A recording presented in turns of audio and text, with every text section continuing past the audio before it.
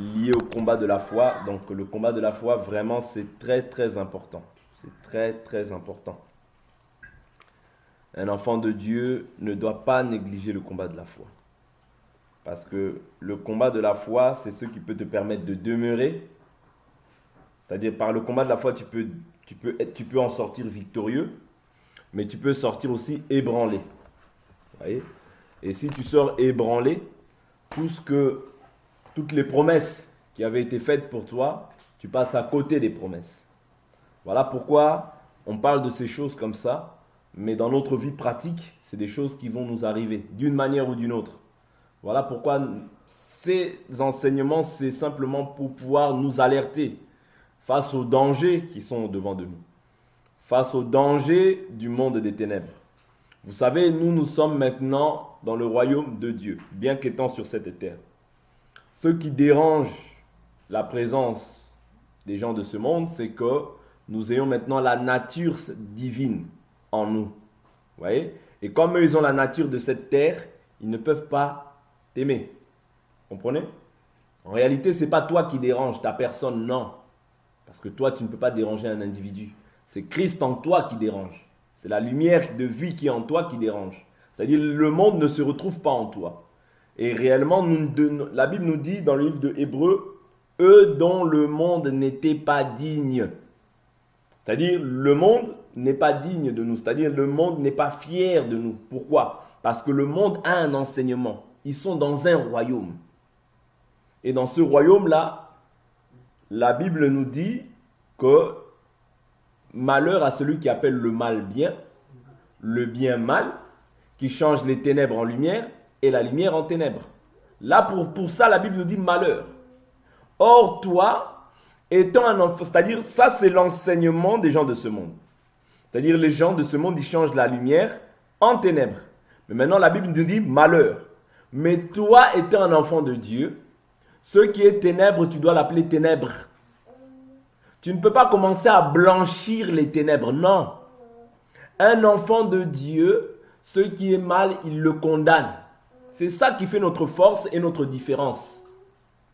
Tu ne peux pas chercher à être un enfant de Dieu et à vouloir te conformer. Dire, bon, je sais que c'est pas bien, mais c'est pas grave. Là, tu commences à appeler le mal bien, le bien mal. Changer les ténèbres en lumière. Non, même si je ne suis pas en accord avec ma femme, si ce qu'elle fait est en désaccord avec la parole, je me mets du côté de la parole. Pourquoi? Parce que la parole a toujours l'avantage. La vérité restera toujours la vérité. Le mensonge restera toujours le mensonge. On ne peut pas être avec Dieu et avec le diable. Non. Si ce que quelqu'un, même moi, si je vous dis quelque chose qui ne respecte pas la parole, vous devez vous opposer. Pourquoi? Parce que c'est ça qui montre votre amour vis-à-vis de Dieu. Est-ce que vous comprenez? Ça veut dire qu'on se positionne toujours par rapport à la parole, pas par rapport aux avis des hommes. Vous voyez? Pas par rapport aux avis des hommes. Tout homme menteur. Dieu seul est vrai.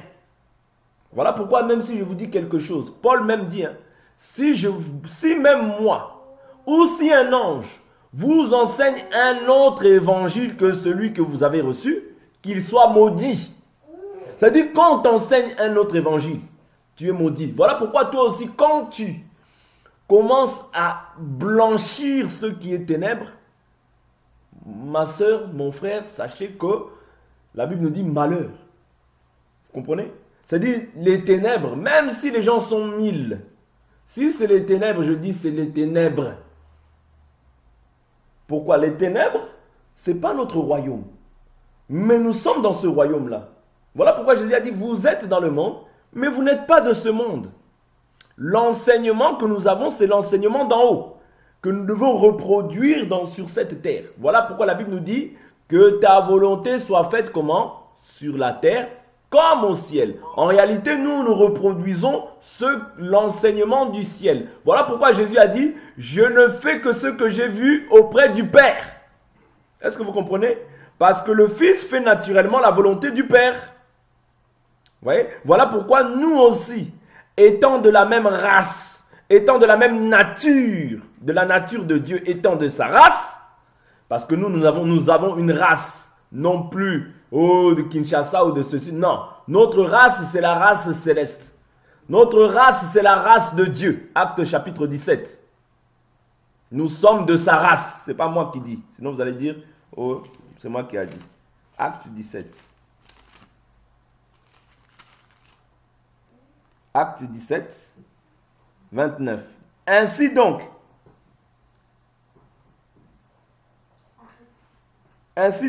étant de la race de Dieu, nous ne devons pas penser que la divinité soit semblable à de l'or, à de l'argent ou à de la pierre. Vous voyez? Donc nous sommes de la race de Dieu. Nous qui avons cru, nous sommes de la race de Dieu. Pourquoi? Tu as reçu l'Esprit de Dieu, tu es de la race de Dieu. Tu dois défendre la parole. Défends jamais un individu. Non. Quand tu défends un individu, tu montres à suffisance que ton amour n'est pas assez développé pour Dieu. Est-ce que vous comprenez? Marcher selon la parole implique aussi des fois des divisions, des oppositions par rapport aux gens de ce monde. Parce que les gens de ce monde, ils ont un enseignement qui est contraire à ce que nous confessons étant des enfants de Dieu. Je prends un exemple. Mon enfant vient, il me dit, ah papa, maintenant moi, j'ai appris que un homme peut aller avec un homme. Bon, c'est pas grave, maintenant moi je vais me marier avec un homme. Mais ça, tu me ramènes un autre enseignement. Un enseignement qui est contraire à la doctrine. Et moi, si je dis, bon, si je ne me positionne pas par rapport à ça, en réalité, je montre à suffisance que je n'aime pas Dieu. Oh, aller en boîte de nuit, tout le monde y va, pourquoi pas moi? Oh, aller dans les anniversaires des enfants païens, ils vont écouter la musique, tout ça. Pourquoi toi tu vas y aller?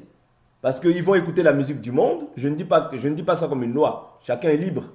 Mais si cela va perturber mon enfant, si cela va détourner mes enfants de la foi, je refuse. Si cela peut influencer, parce que derrière chaque acte qu'on pose, il y a un esprit. N'oubliez pas. Derrière chaque action qu'on pose, il y a un esprit qui accompagne ça. Voilà pourquoi moi, c'est-à-dire quelqu'un, un enfant païen, oh non, je vais à son anniversaire. Non, tu ne vas pas. Tu ne vas pas. Pourquoi? Là-bas, la Bible nous dit tout est permis, mais tout n'est pas utile. En quoi ça va édifier mon enfant si ce n'est que de le détruire davantage? Ça ne va faire que le détruire. Ça ne va faire que l'éloigner de Dieu, ramener l'impudicité, ramener un esprit de musique mondaine. Or que nous ne sommes pas de ce monde. Je ne peux pas être chrétien et dire j'écoute la musique du monde. Non! Je n'écoute pas la musique du monde. Pourquoi? Parce que derrière la musique du monde, il glorifie Satan. Il glorifie la créature. Oh, toi, tu es une femme, tu es belle. Tes joues, elles sont comme le ciel. Oh, tes yeux, ils sont comme l'océan. Non. Là, tu commences à chanter pour un individu. C'est-à-dire, c'est contraire à l'enseignement que la parole nous enseigne. C'est contraire. Voilà pourquoi nous devons garder fermement l'enseignement. Parce que l'enseignement, c'est ça ton salut. Voilà pourquoi Paul dira dans l'Écriture, je vous avais dit hier, je vous rappelle l'évangile que je vous ai annoncé, que vous avez reçu, et dans lequel vous demeurez ferme. Mais maintenant, il dit si vous le retenez, dans lequel vous retenez. Attends, je vais prendre l'Écriture. 1 Corinthiens chapitre 15. J'aime beaucoup cette Écriture. Verset 1. Je vous rappelle, frères, l'évangile que je vous ai annoncé, que vous avez reçu, dans lequel vous demeurez ferme. C'est-à-dire dans l'évangile, ce n'est pas simplement l'avoir reçu. Vous voyez? Ce n'est pas simplement l'avoir reçu, mais c'est aussi demeurer ferme, avoir de la fermeté dans ce que tu crois. Vous voyez? Et par lequel aussi vous êtes sauvés. Il n'y a pas d'autre moyen par lequel on est sauvé. C'est-à-dire par lequel vous êtes sauvés, comment? Si. Le si, je vous ai toujours dit que ça émet une condition. C'est-à-dire le salut, il est conditionné par rapport à ça, si vous le retenez dans les termes où je vous l'ai annoncé. Autrement, vous auriez cru en vain. Voilà pourquoi je vous ai dit qu'il est possible de croire, mais de croire en vain. Avec le temps, dans 5 ans, dans 7 ans, dans 10 ans, tu commences à croire que, bon, si la femme enseigne, bon, c'est pas aussi très grave. C'est pas aussi très grave. Donc tu commences à diminuer le standard de l'évangile. Or, la Bible nous dit, si quelqu'un retire quelque chose de cette prophétie, je retirerai aussi sa part de l'arbre de vie. Si quelqu'un ajoute quelque chose, Dieu ajoutera les plaies de ce livre à sa vie. Voilà pourquoi l'évangile, ce n'est pas ajouter. L'évangile, ce n'est pas retrancher. L'évangile, c'est demeurer dans les termes dans lesquels l'évangile a été annoncé. Sinon, tu crois en vain. Tu crois, oui, tu vois. Mais c'est la vanité. Pourquoi? Parce que tu as ajouté ou parce que tu as retranché. Et la Bible nous dit, n'ajoute rien à ces paroles de peur que tu sois trouvé menteur. Vous voyez? Donc, je prends une autre écriture.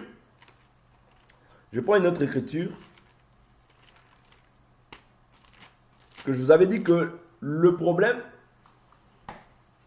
ce n'est même pas tant le péché. Quand je comprenais moi, le problème, ce n'est pas tant le péché. Bien que le péché soit condamnable, parce que le salaire du péché, c'est la mort. Mais quelqu'un qui pêche et qui se repent, c'est-à-dire qui commet un acte dans la chair et qui se repent, il sera sauvé. Mais quelqu'un qui embrasse un faux enseignement, c'est pire. Est-ce que vous comprenez? Parce que quelqu'un qui pêche, Dieu va le récupérer dans sa conscience ou par un frère ou par n'importe. Vous voyez? Mais quelqu'un qui embrasse un enseignement qui est contraire, ça c'est très très très dangereux.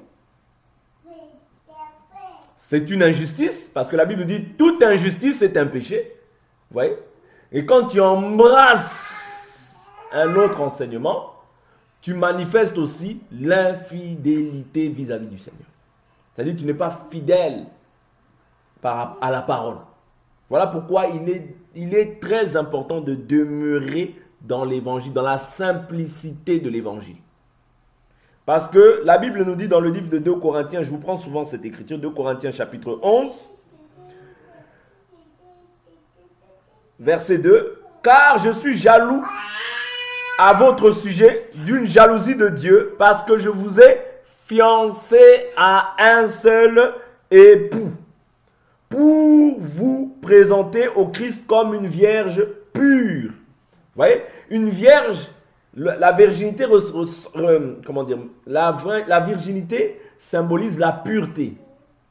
C'est-à-dire que tu n'as pas connu, d'homme ou bien d'autres hommes. Or, lorsque tu reprends un autre enseignement, tu mets foi à un autre enseignement, parce qu'aujourd'hui nous sommes fiancés avec Christ, mais ces fiançailles-là va s'établir le jour du mariage, c'est-à-dire quand on va être enlevé. Parce que voilà pourquoi la Bible nous dit, je vous ai fiancé comme une vierge. Or, une fiancée, naturellement parlant, même quand elle connaît, c'est-à-dire elle a un fiancé, elle ne peut pas avoir de rapport. Voilà pourquoi il dit, je vous ai fiancé comme une vierge. C'est-à-dire quelqu'un qui est fiancé, il ne peut pas avoir des rapports conjugaux. Vous voyez? Mais nous, c'est-à-dire nous le connaîtrons tel qu'il est lors de l'enlèvement. C'est-à-dire quand on va être enlevé, nous le connaîtrons maintenant tel qu'il est. C'est-à-dire notre mari, notre époux, nous le connaîtrons tel qu'il est. Mais maintenant, c'est-à-dire la Bible nous dit, je vous ai fiancé à un seul époux. Parce que quand tu es fiancé, je vous avais dit ça quand on avait parlé du mariage. Quand tu es fiancé, quand tu acceptes la parole, il n'y a plus de possibilité de pouvoir retrancher. Voilà pourquoi je vous avais dit une fois quand on avait partagé, que quand tu dis oui à une personne, oui c'est mon fiancé, c'est fini. Ne te dis pas, oh non, comme le monde il dit. Ça c'est l'enseignement du monde. Le monde dit quoi? Bon, c'est les fiançailles, on essaie simplement de voir les caractères. S'il a un bon caractère, s'il a, il est bien, donc on s'analyse. Non, c'est pas ça le fiançailles. Le fiançailles selon la parole. Quand tu as dit oui, c'est fini. C'est pour aller jusqu'au mariage. Est-ce que vous comprenez? Voilà pourquoi là l'Écriture dit, je vous ai fiancé à un seul époux. Or, l'époux, c'est le mari. Mais nous, aujourd'hui, comme toi, tu as dit oui à Jésus, c'est fini. Tu ne peux plus repartir dans les choses anciennes. Non. Sinon, si tu repars dans les choses anciennes, tu seras comment? Adultère. Et les adultères n'hériteront pas le royaume. Est-ce que vous comprenez? Voilà pourquoi quand tu es fiancé, même naturellement parlant, tu ne peux pas dire, oh non, on s'analyse. J'essaie, je suis en train de voir. Je regarde s'il est bien, je regarde si elle me convient, et puis on regarde les caractères. Non, pas dans la Bible. Dans la Bible, quand tu as dit, papa, c'est mon fiancé, quand le père il dit, bon, tu as accepté. Oui, j'accepte. Bon, moi aussi j'accepte. C'est fini. C'est ça le mariage. C'est-à-dire, ce oui-là, le oui du père, c'est maintenant, ça vous engage jusqu'au mariage. C'est fini, vous ne pouvez plus rompre. On ne rompt plus. C'est pas comme dans le monde, non, finalement j'ai vu qu'il n'était pas bien. Non, non, non, non, non, non, non, non. Dans les choses de Dieu, quand tu dis que ton oui soit oui, que ton non soit non, tout ce qu'on ajoute vient du malin. Est-ce que vous comprenez? Il faut connaître ces choses-là parce que le jour où ça va t'arriver, que ah oui, non, non, oui, oui, jusqu'à la fin. C'est-à-dire quand tu as dit oui, c'est dans l'optique que cette personne soit, c'est-à-dire bientôt il va te marier. Parce que nous aujourd'hui nous sommes fiancés à Christ, mais Christ est notre époux. Quand tu as dit oui à Jésus, c'est pour aller jusqu'à la vie éternelle. C'est pour qu'il soit ton époux à la fin. Est-ce que vous comprenez? Tu ne peux plus te détourner. Si tu te détournes, tu seras maintenant adultère. Et tu ne peux pas hériter le royaume. Voilà pourquoi nous avons l'obligation de persévérer jusqu'à la fin. L'obligation de persévérer jusqu'à la fin et de ne pas mettre foi à tout esprit. C'est très important. Je continue l'écriture. Toutefois, de même que le serpent séduisit Ève par sa ruse, je crains que vos pensées, vous voyez le combat, il se joue toujours au niveau des pensées. Ouais. Ça veut dire que tu dois demeurer ferme dans la foi, mais tes pensées doivent être comment? Renouvelées. Renouvelées par la parole, par le Saint-Esprit, et qui puisse mettre en toi des pensées, c'est-à-dire l'attachement aux choses d'en haut. La Bible dit, si vous êtes ressuscité avec le Christ, affectionnez-vous aux choses d'en haut. Pensez à ce qui est en haut et non à ce qui est sur la terre. Ouais. Pensez à ce qui est en haut et non à ce qui est sur la terre. Parce que si tu penses à ce qui est sur la terre, tu vas commencer à dire l'évangile c'est dur. L'évangile, moi je ne savais pas que c'était comme ça. Ça c'est les sentiments de la chair qui vont te faire penser à ce qui est sur la terre et c'est ça qui petit à petit te sépare du Seigneur. Est-ce que vous comprenez? Voilà pourquoi quand tu es en Christ, ne pense pas aux choses de la terre, pense aux choses d'en haut. Que tes pensées soient attachées aux choses d'en haut. C'est très important. Parce que tout commence par la pensée. Quand ta pensée est souillée, le diable va commencer maintenant à te dire, tu vois, tu aurais dû laisser. Tu vois? Or, quand tu mets foi au diable, tu mets foi à un autre mari. C'est comme si tu écoutes un autre mari. Or, toi, tu es lié. Parce que tu as dit oui, tu ne peux plus maintenant écouter un autre mari. Non. Parce que Ève, c'est en écoutant qu'elle s'est détournée. Vous comprenez? Donc nous devons demeurer fermes dans l'enseignement. C'est-à-dire le combat de la foi, je dis toujours qu'il vient pour pouvoir renverser ce que tu as cru. Le premier enseignement que tu as cru, c'est ça que tu dois garder fidèlement et jalousement, jusqu'à la fin. Vos pensées ne se corrompent et ne s'écartent de la simplicité. Vous voyez, l'évangile est simple, de la simplicité et de la pureté. Simplicité, pureté à l'égard de Christ. Comme ça, tu vois beaucoup de gens aujourd'hui maintenant qui disent, bon, si tu as péché aujourd'hui, tu peux pécher demain. Donc, les gens, ils pensent que l'évangile, c'est maintenant péché. Il y a des évangiles comme ça, hein, où les gens ils disent, bon, de toute manière, on est déjà sauvé. On est déjà sauvé. On est déjà sauvé, on est déjà prédestiné au salut. Même si tu commets l'infidélité, l'impureté, c'est pas grave. Non, ça, c'est pas l'évangile. C'est pas le vrai évangile. Le vrai évangile, la Bible nous dit la grâce de Dieu, source de salut pour tous les hommes. a été manifestée, elle nous enseigne à renoncer à l'impiété, au désir de ce monde. C'est ça la grâce de Dieu. La grâce de Dieu ne peut pas te rendre pire qu'avant. Non! Ça, c'est un faux évangile. Mais il y a des évangiles comme ça qui circulent. Parce que je vous avais dit qu'il y a beaucoup d'autels aujourd'hui. Il y a toutes sortes d'enseignements qui circulent. Mais nous devons nous attacher à la parole véritable. Parce que c'est la parole véritable qui va te sauver. En dehors de cette parole, tout ce qui va être ajouté, ça reste que le mensonge. Voilà pourquoi je vous ai toujours dit, il y a deux esprits. L'esprit de la vérité et l'esprit de l'erreur. Il n'y en a pas d'autre. C'est-à-dire quand le diable vient dans le combat de la foi, c'est pour renverser les acquis de la croix. Hier, je vous avais dit quoi? Que le diable aujourd'hui ne va plus te dire Jésus-Christ n'est pas venu sur la chaîne. Non. Il sait que tu vas dire, ah, va là-bas, tu dis n'importe quoi. Mais aujourd'hui, il va simplement chercher à renverser ce que tu crois. Petit à petit. Est-ce que Jésus-Christ est Dieu? Ah, oui, Jésus-Christ est... Non, mais la Bible nous dit que Jésus-Christ est le Fils de Dieu. Oui, donc, maintenant, si toi, tu ne trouves pas l'écriture, si, il est Dieu. Mais on ne s'est pas dit clairement. Oui, donc, ils essayent d'embrouiller les gens sur ça, sur la divinité. Non, Jésus-Christ est un prophète. D'autres, ils vont dire Jésus-Christ est le Fils de Dieu, mais il n'est pas Dieu. C'est-à-dire, quand quelqu'un retranche, Dieu l'a déjà retranché aussi sa part de l'arbre de vie. Parce que nous croyons que Jésus-Christ est prophète. Je dis Amen. Jésus-Christ est Fils de Dieu. Je dis Amen. Jésus-Christ est le Saint-Esprit. Je dis Amen. Jésus-Christ est le Père. Je dis Amen. Et les trois sont un. Indivisibles. C'est juste des costumes qu'il a portés. De la même manière que je suis père ici, de la même manière qu'à mon travail je suis employé, de la même manière que Jésus était serviteur pour le Père, parce que tu peux être une même personne mais avoir plusieurs fonctions. C'est ça qu'était Dieu. Les gens n'arrivent pas à voir Dieu dans la diversité. Il a travaillé au temps de l'Esprit dans la loi. Il a travaillé comme fils dans la grâce. C'est la manifestation de Dieu dans la chair. Et il revient dans sa position d'esprit. Vous voyez? Ça y est, les gens maintenant essaient de renverser ces acquis-là. Pourquoi?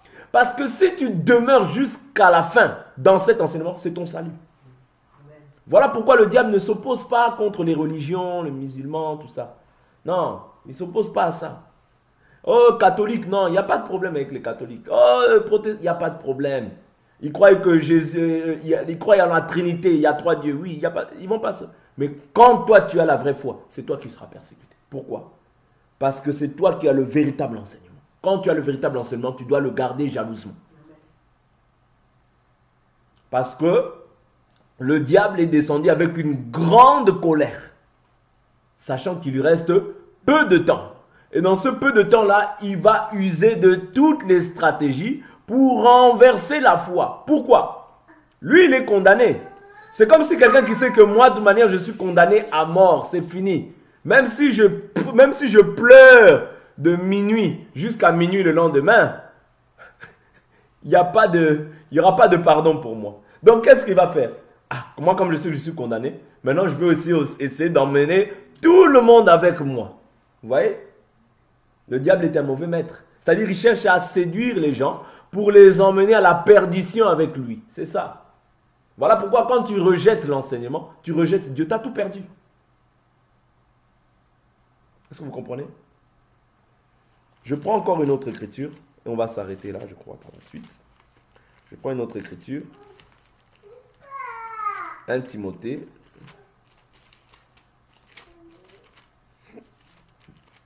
1 Timothée.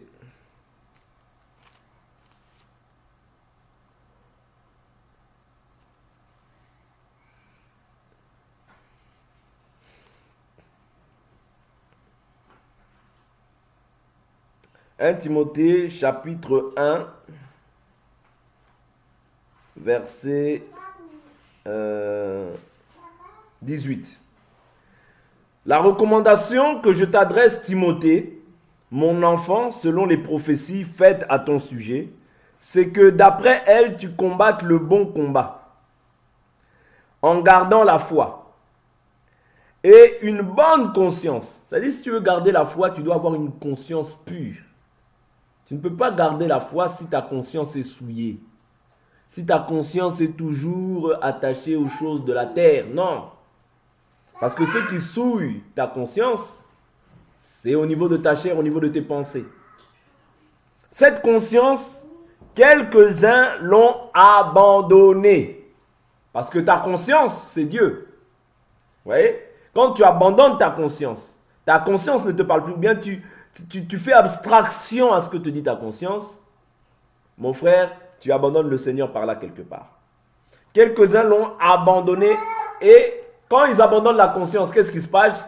La Bible nous dit, et ont ainsi fait naufrage. C'est-à-dire, ils ont fait naufrage comment? En ce qui concerne la foi.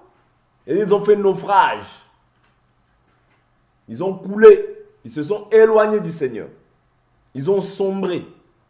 De ce nombre sont qui? Sont Hyménée et Alexandre, que j'ai livrés à Satan, afin qu'ils apprennent à ne pas blasphémer. Vous voyez? Paul ici est en train de dire quoi? Qu'il les a livrés à Satan. Pourquoi? Afin qu'ils apprennent à ne pas blasphémer. Nous allons essayer de voir quel était leur blasphème. Quel était leur blasphème?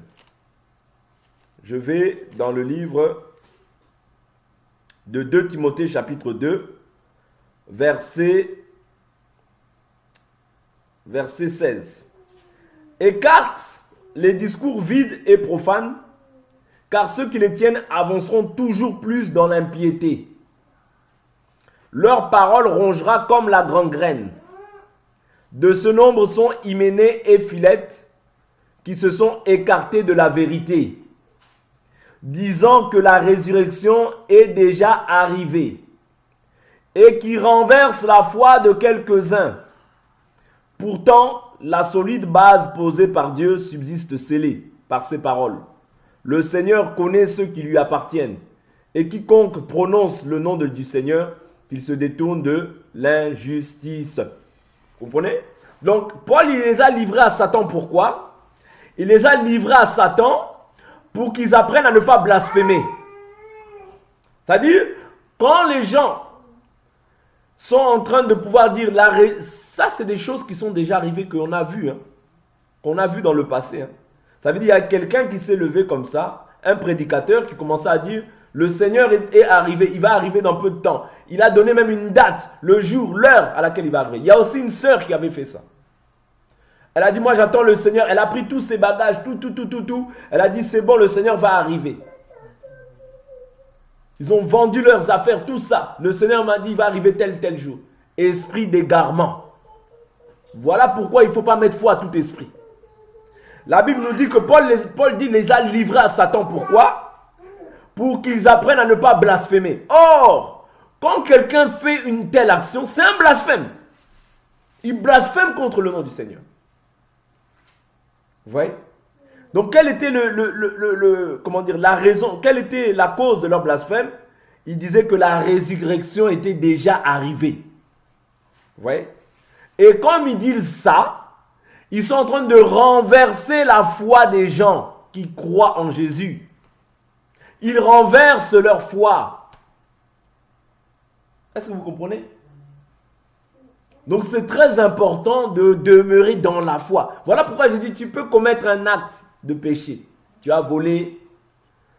Bon, je n'encourage pas ça. Ok? Je n'encourage pas ça. Mais il peut s'avérer que tu manifestes une œuvre dans la chair. Tu te repens, Dieu te pardonne. Mais lorsque maintenant tu ramènes un faux enseignement, c'est dangereux. C'est très dangereux. Pourquoi? Parce que le faux enseignement renverse la foi des gens. C'est-à-dire ce péché que tu es en train de faire, ce n'est pas un péché qui t'atteint seulement toi. Or, quand toi tu pêches, quand tu t'es énervé ou tu as volé, ça te concerne toi et Dieu. Mais là, ça concerne toi, Dieu et ceux qui écoutent. Voilà pourquoi là tu pêches triplement. Même doublement. Pourquoi? Parce que tu entraînes des gens dans ton péché. Or, la femme d'une personne, parce que nous sommes, l'église c'est la femme de Jésus. On ne peut pas lui donner un autre enseignement que ce que le mari a dit. On ne peut pas. C'est de l'impolitesse. Voilà pourquoi Paul l'a livré à Satan. Est-ce que vous comprenez? Pour qu'ils apprennent à ne pas blasphémer. Parce que quand tu ramènes un autre enseignement, tu blasphèmes. Voilà pourquoi il est important que dans le combat de la foi, tu puisses conserver ce que tu as entendu dès le commencement. De peur que Satan ne vienne ravir. C'est-à-dire de peur que tu puisses être dépourvu de la couronne. Parce que c'est une couronne. Quand tu garderas jusqu'à la foi, jusqu'à la fin, c'est une couronne aussi que tu recevras. Vous voyez? Donc c'est pour ça que nous n'avons pas d'autre objectif que de garder la foi jusqu'à la fin. Celui qui persévérera jusqu'à la fin, c'est celui-là qui sera sauvé. Mais dans quoi tu persévères? Tu peux aussi persévérer dans l'égarement. Mais si tu persévères dans le chemin, dans la parole, tu as ta couronne. Voilà pourquoi pas de sentiment au niveau de la parole. Pas de sentiment. Celui qui s'égare, on le ramène dans la vérité. Parce qu'il s'agit de la vie des gens. Il s'agit du salut des gens. Le salut, c'est dangereux. Dieu a dit, Dieu aime jusqu'à la jalousie l'esprit qu'il a mis en nous. Frère, si Dieu est jaloux de l'esprit qu'il a mis en nous, à combien plus forte raison nous devons faire prendre garde, même quand on se lève comme ça pour enseigner. Frère, ce n'est pas un jeu l'enseignement. Les gens aujourd'hui, ils se disent, oh, moi je vais enseigner. Ils pensent que c'est un jeu. Frère, si tu enseignes des hérésies, tu rendras compte. La Bible nous dit, ceux qui enseignent, ils seront jugés sévèrement. Voilà pourquoi faut vraiment avoir la crainte. Quand tu prends cette parole, et la crainte. Ne dis pas les choses par rapport à, ah non, comme je connais 2-3 versets, je commence à vouloir ouvrir la Bible, allez, je m'improvise. Non, frère, faisons pas des jeux. Quand tu dis les choses, c'est la parole, ce n'est pas ta parole, c'est la parole de Dieu. Cette même parole, la Bible nous dit, par tes paroles, tu seras justifié, par tes paroles, tu seras condamné. Voilà pourquoi, faisons pas des jeux avec cette parole. Ce n'est pas ta parole, c'est la parole de Dieu. Prêchons dans la simplicité, prêchons Christ crucifié, afin que les gens puissent hériter le salut et qu'ils soient en paix avec leur Seigneur. Ouais. Donc le combat de la foi consiste à renverser ce que toi tu confesses. Voilà pourquoi nous avons simplement pour objectif, nous les saints qui avons cru, de demeurer fermes. Parce que plusieurs loups redoutables se sont introduits dans la bergerie pour pouvoir attirer les brebis après eux. Et la Bible les appelle les loups redoutables. Ils n'épargneront pas la bergerie. Voilà pourquoi, ayant cet enseignement, c'est afin que nous puissions voir, comprendre, discerner ce qui est de Dieu et ce qui ne l'est pas. Et nous éloigner de ceux qui veulent jeter le trouble. Parce que la Bible nous dit que ceux qui jettent le trouble au milieu de vous, Dieu les jugera. Donc, on va s'arrêter là pour aujourd'hui.